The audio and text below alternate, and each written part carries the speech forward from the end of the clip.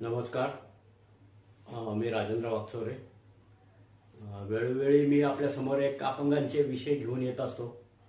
आजही असा एक विषय आलेला आहे की जे काम राज्य शासनाने करायला पाहिजे ते काम पिंपरी चिंचवड महानगरपालिकेने करून दाखवलंय.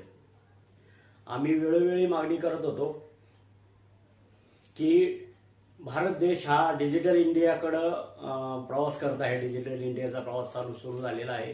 त्यामुळे सर्व काही ऑनलाईन झालंय.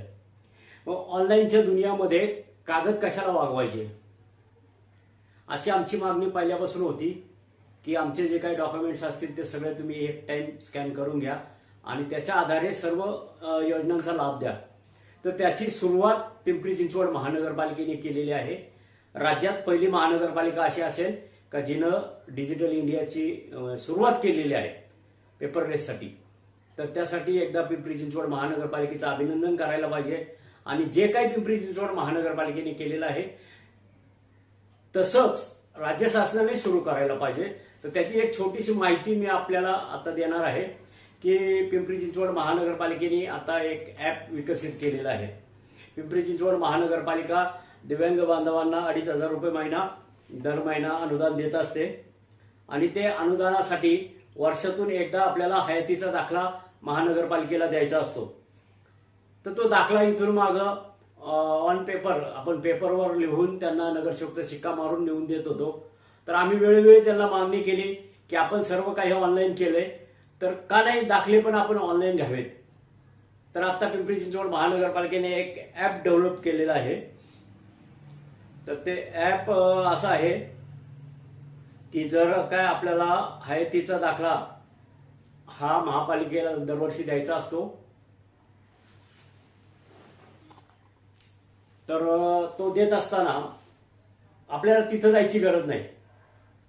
आपला जो काही आता हा मोबाईल आहे याचा वापर आपण सर्व ठिकाणी करत असतो आणि त्यासाठीच हे ॲप डेव्हलप केलेलं आहे. तर या ॲपचं नाव आहे PCMC दिव्यांग लाईफ सर्टिफिकेट ॲप असं हे ॲप आहे.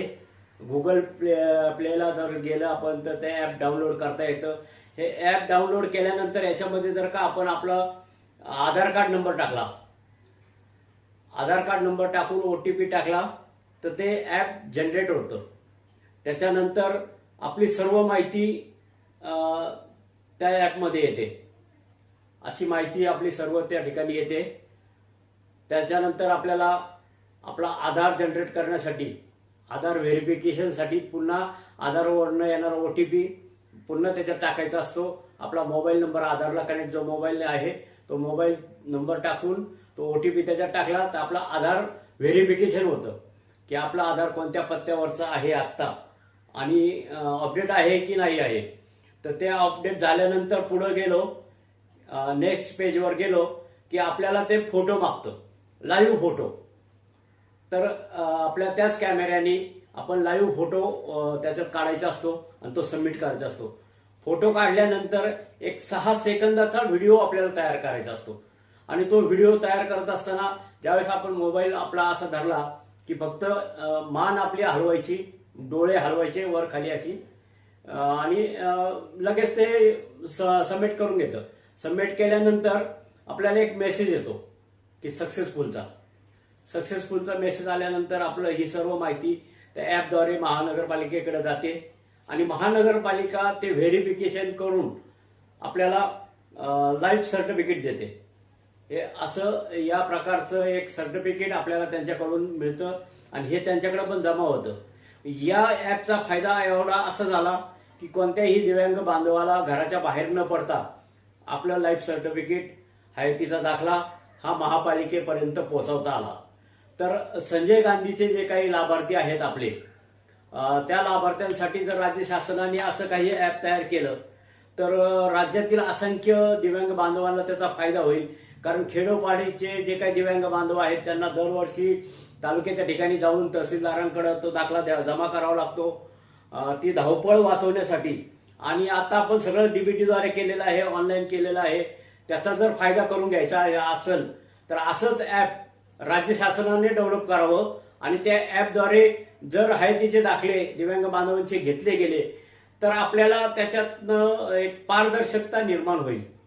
कारण तो व्यक्ती लाईव्ह कॅमेऱ्यासमोर असतो, त्यामुळं खोटे प्रमाणपत्र देणं, माणसाचा मृत्यू झालेला असताना सुद्धा हयातीचे दाखले जमा करणं, असे जे काही प्रकार होतात तर ते तुंबडं होणार नाही. कारण कॅमेऱ्यासमोर माणूस आल्याशिवाय ते कॅमेरा घेत नाही आणि आधार अपडेट असतं त्याला.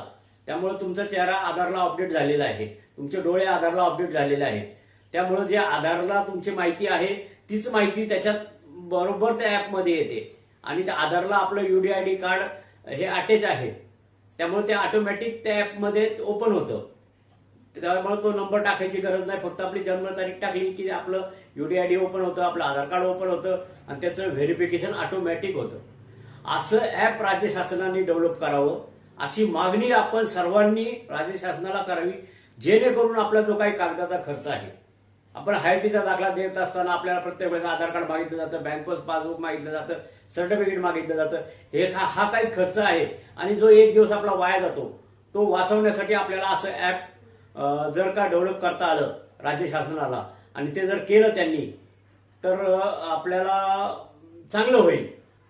अशी एक मागणी आपण राज्य शासनाला केली पाहिजे. अशी मागणी जर झाली आणि हे जर मान्य झालं तर राज्यातील दिव्यांग बांधवांचा नक्कीच फायदा होईल. धन्यवाद.